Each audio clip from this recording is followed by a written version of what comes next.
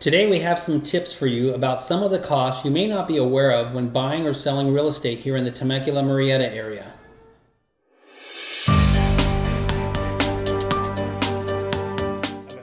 Hi, Sidney Kutchuk, broker with Realty Works, with my co-broker and son Adam here today. Hello. Today we're going to discuss some of the costs you may not be aware of when buying or selling real estate in the Temecula Murrieta area. But before we begin, we'd like to draw your attention below to a couple links. Adam, could you talk about the seller link? Sure. If you go to this link down here, that'll take you to our landing page where you can get a free market evaluation for your property.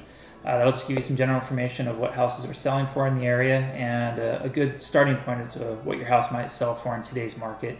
It's completely free and there's no obligation for it. And Dad, if you can talk about the buyer link. Yeah, the buyer link also below here is for you to search the MLS, the multiple listing service, just like Adam and I do, to find those great homes.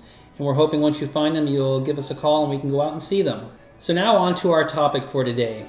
Adam, what are some of the unexpected costs a seller might run into?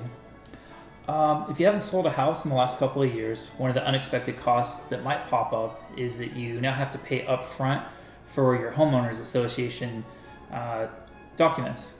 In the past, that was paid during escrow or at the end of escrow. Now that HOA companies are having you prepay that up front to generate those documents. Typically, it's around $300 to $400, but we have had a couple HOAs that have gone up to about $800 or $900. So just be aware when you put your house on the market, when it goes into escrow, that's something that, you'll have to be ready to cut a check for at some point in time. The escrow or your agent will probably be contacting you to get that check up front. Yeah, and that's if you live in a neighborhood that has a homeowners association. Right. Some other items maybe? Another one, a lot of places have private transfer taxes that trigger upon the sale of a property. For example, we live in Harveston here. Harveston has a community enhancement fee is what they call it. And every time a house is bought or sold in Harveston, there's a transfer tax that figures, it goes to what they call a charitable donation. But in reality, what it is, it's a cost, and it's 1/4 of 1%. So out here, that could be anywhere between, say, $700, maybe a little over $1,000, depending on what the sales price of the property is. And that can be paid by either the buyer or seller. So again, that's a good conversation to have when you sit down with your listing agent to strategize. How about buyers? Do you have any tips for buyers today? Well, buyers, I just want you to know that if you're getting a loan to buy that next house, your lender's going to probably ask you to have an impound account. Most lenders do require that. And that impound account will be money that you have to pay up front for your taxes and insurance.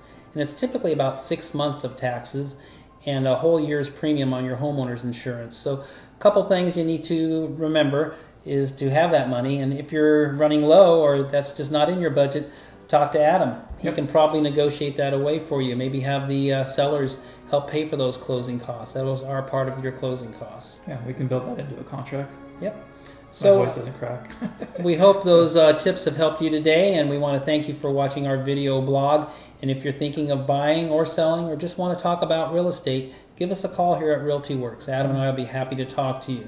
So thanks again for watching our video blog, and thank you and have a nice day. Yep. Thanks, guys. Bye-bye.